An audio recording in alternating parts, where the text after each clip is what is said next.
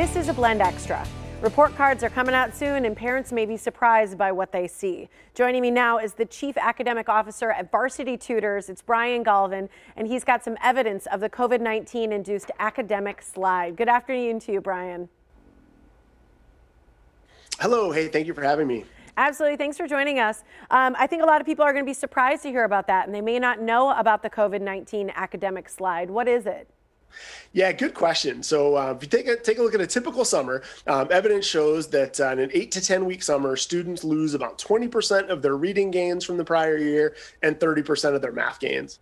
If you think about this year, it was a longer summer for a lot of schools and school districts. It was a shaky spring as schools figured out what they were doing for COVID and were shut down for a few weeks. And then we've got all the challenges of moving to remote learning or hybrid learning and all that impact on both teachers and students. And so that's all combining to give us this really pronounced COVID slide where, we kind of expect that those 20 and 30%, regressions, may double or even more for a lot of critical skills that we want to make sure students address before it snowballs. Absolutely. So how have you measured it? And, basically, what can you tell us about it?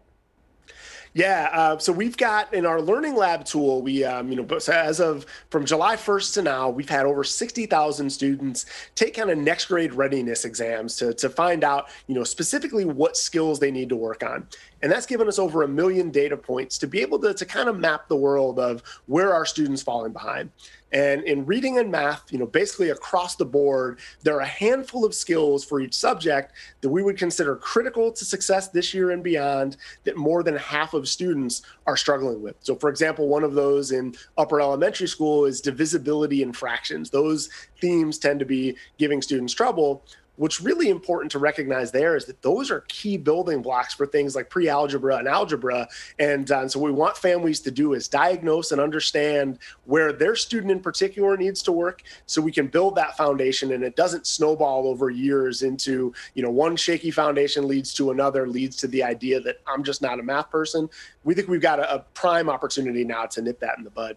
That's hard for families because a lot of families, I know a lot of parents who are like, I don't even know how to keep up with what they're learning in school right now because it's so different than when I grew up. So I think families need some help. And that's what you do with Varsity Tutors, correct?